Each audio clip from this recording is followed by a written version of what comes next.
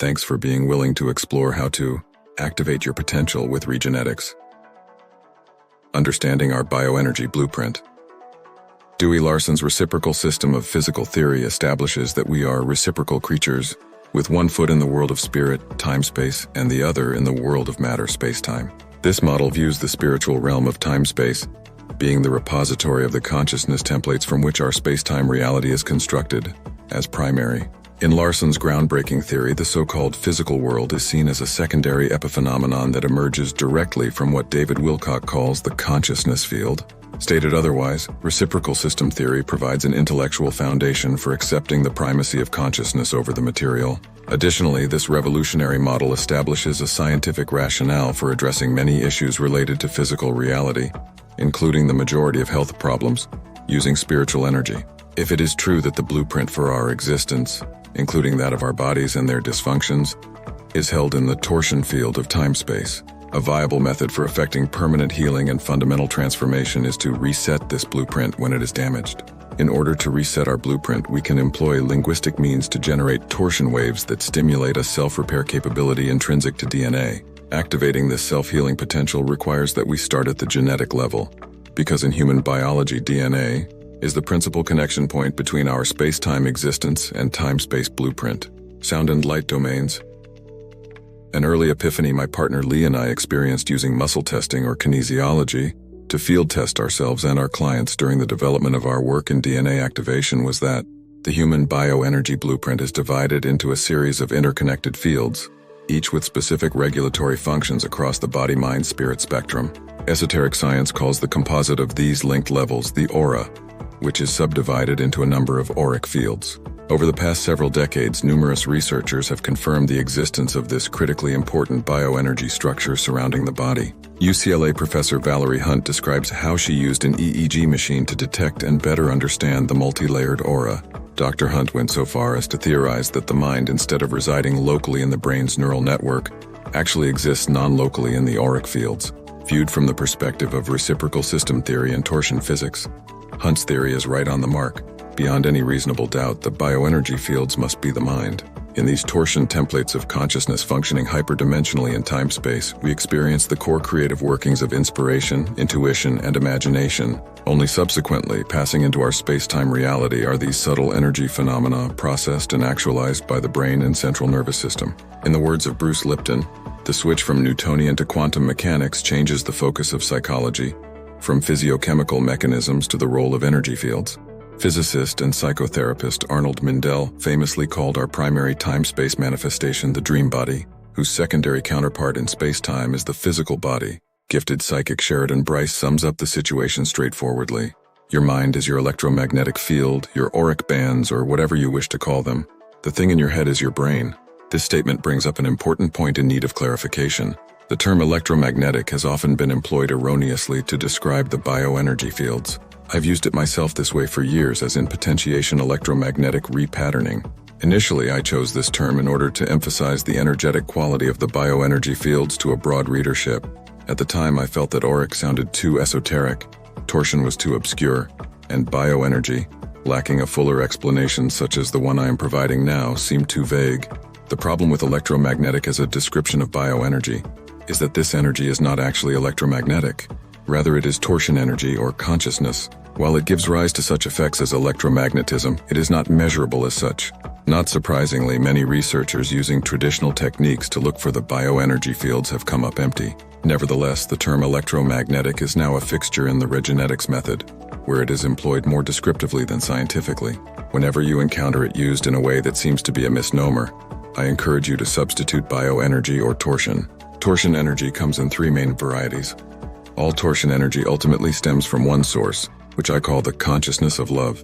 In Book 1 on the Regenetics Method, Conscious Healing, elaborating on the three-phase cosmological model I am sketching here, I conceptualize this source, our creator, as silent stillness, the pure potential or universal creative consciousness associated with the center of our galaxy. In the threefold process of creation, the consciousness of love differentiates first into torsion sound waves, then torsion light waves. Biblically speaking, the consciousness of love is God, who speaks the word, sound, in order to bring the world light into manifestation, such a framework for reality creation. in which a supreme consciousness literally speaks or sings a light-based, holographic world into existence, is omnipresent in religions and mythologies. In the ancient Vedas of India, we learn, "In the beginning was Brahman, with whom was the Word."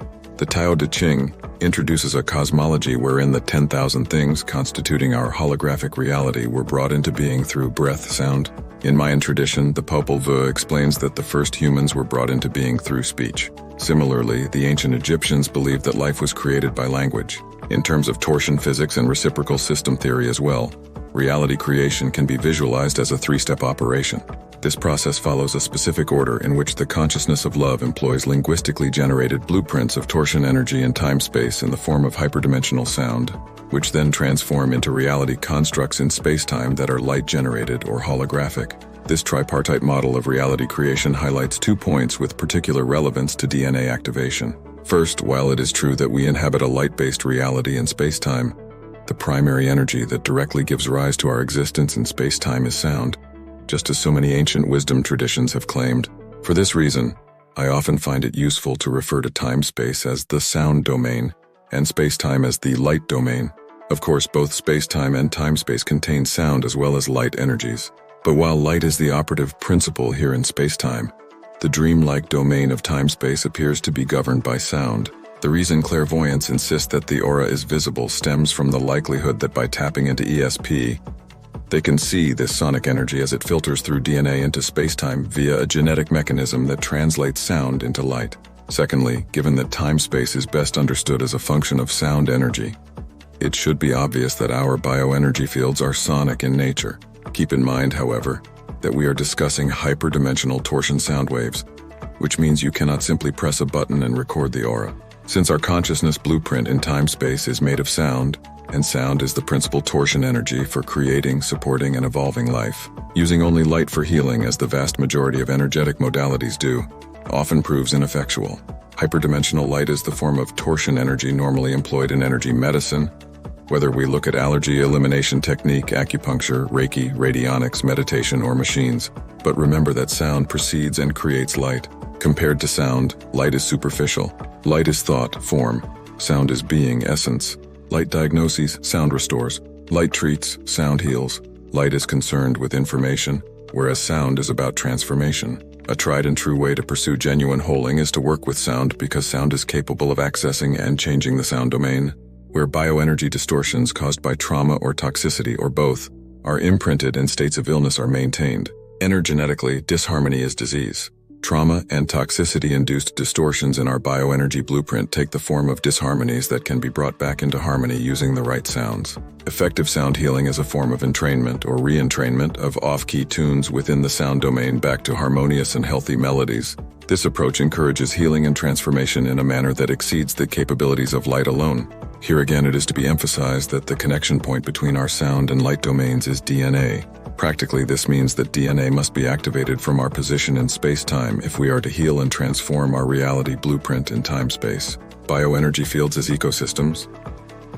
A second critical discovery Lee and I made while field testing was that the bioenergy blueprint for the vast majority of humans is composed of exactly 9 fields.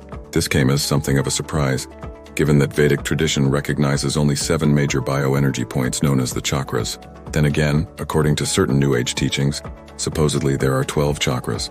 Many of these latter teachings also posit without evidence the existence of multiple human DNA strands ranging in number from as few as 12 to, somewhat comically, as many as hundreds or even thousands. Simply put, even a cursory review of the esoteric literature reveals wide-ranging viewpoints as to the number of bioenergy centers humans possess. For those unfamiliar with the term, chakras are bioenergy loci in the form of wheels aligned with the spinal column, starting with the first or root chakra at the sacrum and moving up.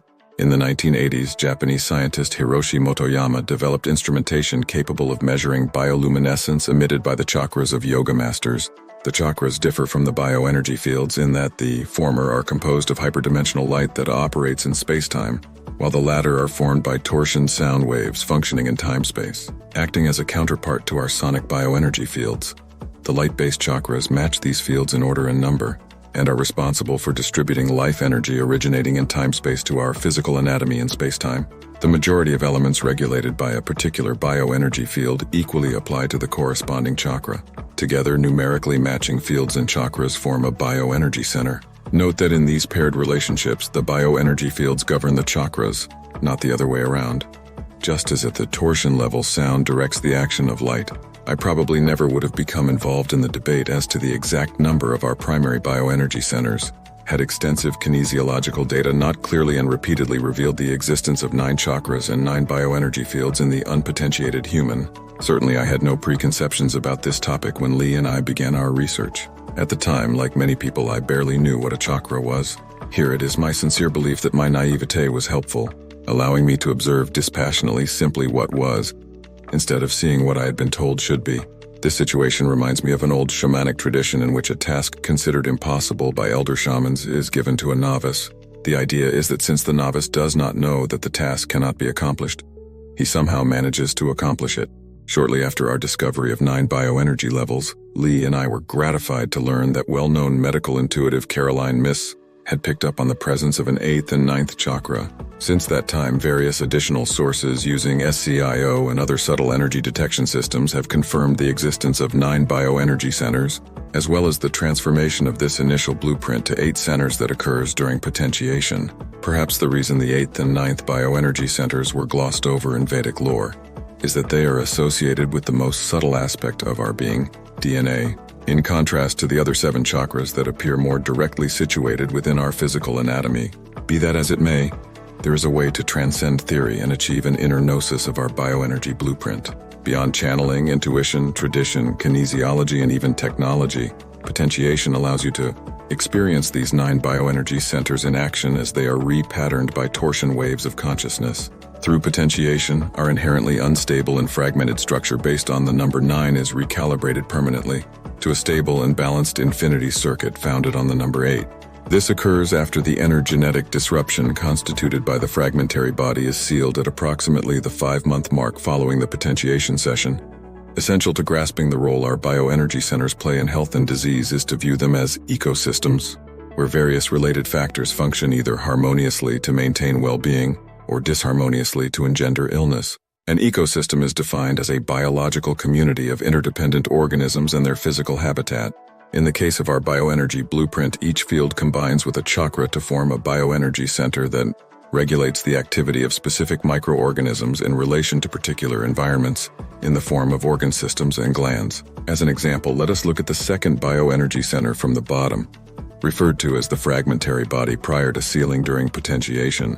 In this figure, ignoring the blank categories, we see that the microorganisms governed by the fragmentary body are dental bacteria and parasites with associated toxins, while the organ systems are the oral and reproductive, and the gland is the thyroid.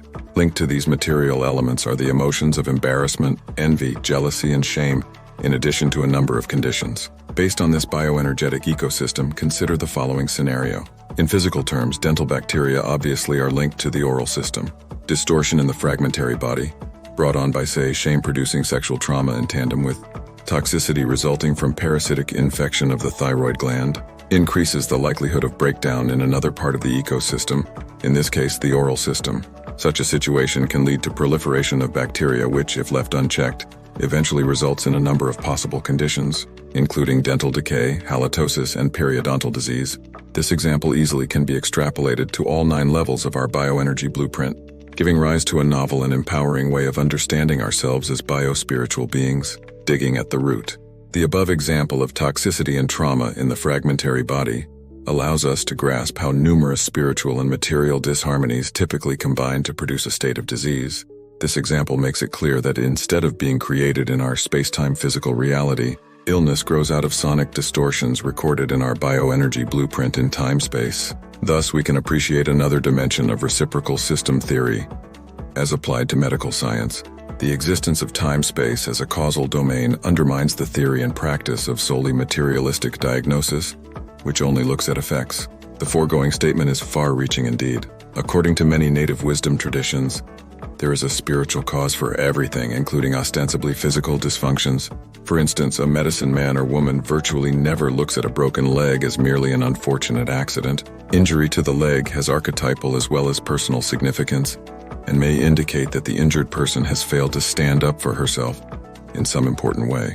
This line of thinking, in which even the most blatantly material effects of illness have a spiritual basis, informs the healing theory and practice of renowned author Louise Hay. In fact, many conditions are so complex, being occasioned by multiple factors that distort the bioenergy blueprint, that trying to address them by treating each symptom individually, the approach adopted by allopathic medicine, more often than not fails in its objective. Here I'm reminded of Henry David Thoreau's famous line that there are 10,000 chopping at the branches of evil, for everyone digging at the root. As someone who endured years of expensive therapies that simply were chopping away at the branches of my chronic autoimmune illness, I deeply appreciate that in order to heal and transform ourselves truly and lastingly, we must toss aside our axes, pick up a shovel, and dig for the root. In the above analogy, the branches represent symptoms. Axes symbolize space-time, light-based therapies for treating or managing symptoms. The root is our bioenergy blueprint in the sound domain, where and only where disease-causing distortions can be restored permanently to harmony, and the shovel is any modality capable of resetting the bioenergy blueprint via the only connection point through which such an activation can occur: DNA. Enjoy the beloved and international best-selling sound healing classic from which this video was adapted. Learn how to activate your own DNA for healing and transformation. Become a Regenetics Method facilitator. Experience Potentiation virtually the first Sunday of each month. Sharing is caring and subscribing is vibing. To follow is human, to comment divine.